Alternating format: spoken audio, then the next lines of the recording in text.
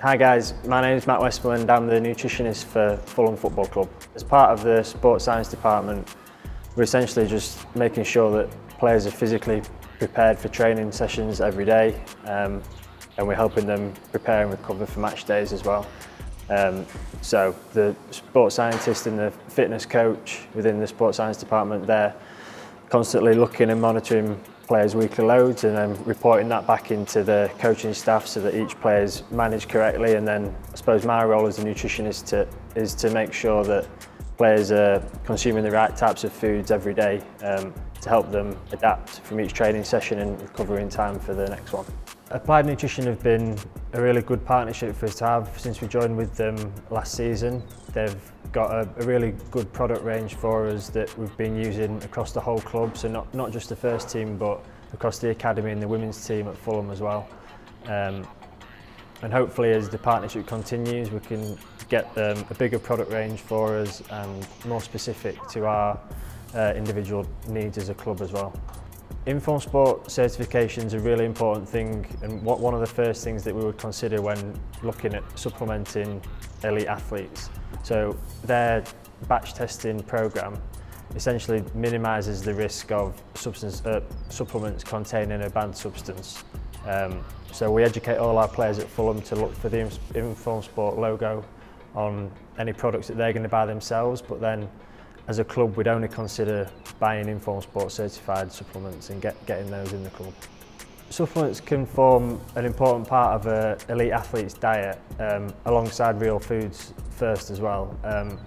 Generally they just can add the finishing touches to their nutrition plan. So for elite athletes, supplements can be a really important part of their nutrition plan alongside getting the majority of the nutrients that they need from real food. So you might use supplements as a way of correcting a micronutrient deficiency, or you could use a supplement like whey protein or an energy gel or a carb drink because it's a faster, more convenient source of nutrition compared to real food. And you also might use a supplement for a specific strategy that you're trying to implement. So for example, like an illness prevention strategy, you could use a probiotic. So there's certain times where a supplement could be used by elite athletes and yeah, they could potentially get a number of health and performance benefits from them. Generally, there are some similarities within our squad in terms of nutritional requirements, but each player does have their differences as well. So if you think about every position on a football pitch has a different physical output, so that's going to require a different supplement strategy. So if you're comparing a centre-back to a winger, they're going to have different fueling strategies for a match. Also within our squad, we've got lots of different sizes of players. So we've got players that are around 68 kilograms. We've got players that are as big as 95 kilograms. So again, there's differences there. And then also you could look at their age range as well. So we've got some younger players, 18-year-old players. We've got players that are now into their mid-30s, so particularly from a recovery nutrition strategy, there's again differences there. Another one again, I suppose, would then be the different cultures and nationalities that we've got within our squad. So they might go about implementing their own nutrition plan slightly differently and look for foods and supplements that they've become more familiar with over different years, whether they've been at a different club or back in their own countries. And I suppose it's our job to try and facilitate that as much as possible and make sure that we've got the products that they need. Top essential 3 supplements. I suppose it sort of depends for us the time of season really. So we'd look to implement different supplements at different time points. One at the minute during the winter in the UK would probably be vitamin D.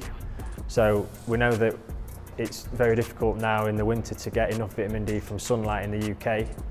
And also not just that, but it's generally quite hard to get enough vitamin D through food alone. So a supplement containing vitamin D is generally a good option for most people.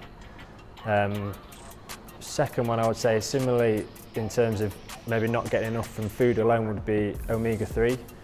So our players are quite good at having foods that contain omega-3, like oily fish, like salmon and mackerel and things like that, but generally speaking they wouldn't get enough every day from food alone. So again, supplementing with that is an important one. And number 3 probably would be creatine. So potentially doable in terms of getting it through food alone, but again, we know from the research and with creatine, there's a number of years now of really good research for the benefits to health and performance using creatine, supplementing with it. So for most players, having like 3 or 5 grams a day of creatine is quite a good strategy to implement alongside their nutrition plan. And we've got at Fulham vegetarian and vegan players as well that would definitely struggle to get creatine through diet alone. So again, it's a good option for most of them. Yeah, so there are definitely some differences when it comes to pre-training, post-training, post-match.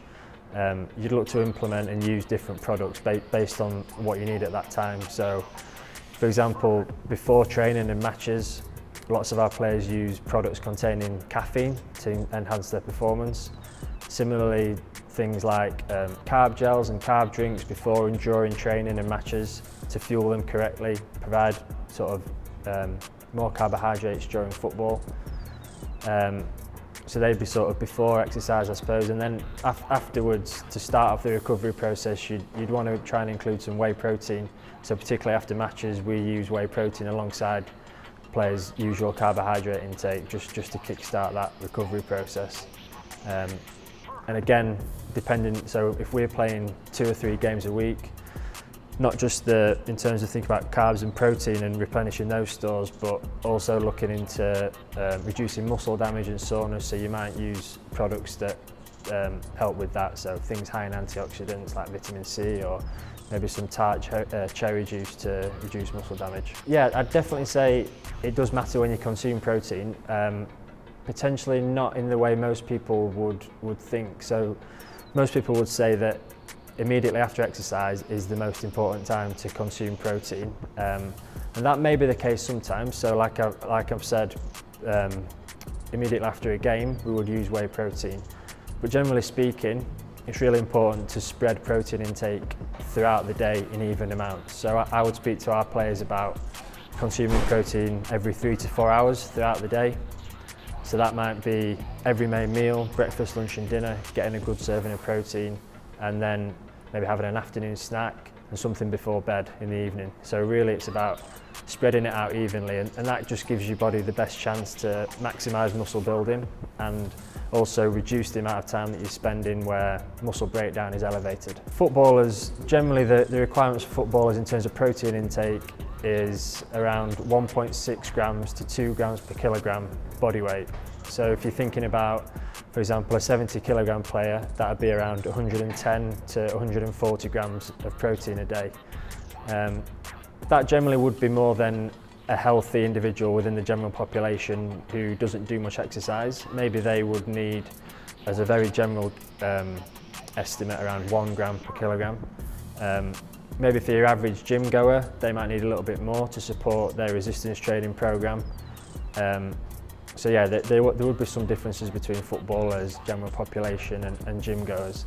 But probably not just thinking about how exercise might increase or decrease your protein needs, but there's other things to consider as well. So we now know that as people go into older life, they need more protein to maintain muscle mass as they get into their later years. So it's not just about exercise, it's also about different things as well.